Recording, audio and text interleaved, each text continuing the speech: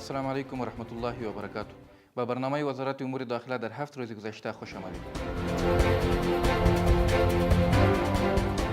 الحاج مولوی محمد نبی عمری معاون ولی وزارت امور داخله با محترم محمد خرم آقا معاون وزارت داخله پاکستان دیدار کرده و روی مسائل دو کشور با هم صحبت و گفتگو کردند.